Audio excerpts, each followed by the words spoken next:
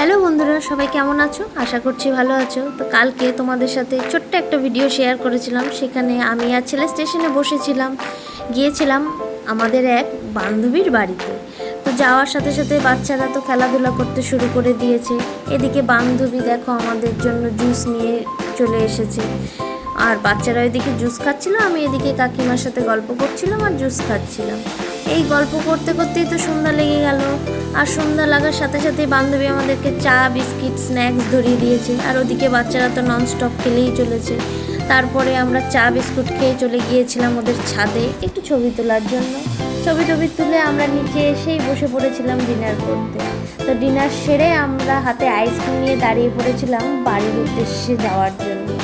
কিন্তু বাইরে প্রচণ্ড বৃষ্টি হচ্ছিল জন্য একটু লেট করে গেছি। তো দেখো ছাতা নিয়েই আমরা সবাই বেরিয়ে পড়েছিলাম বাড়ির উদ্দেশ্যে।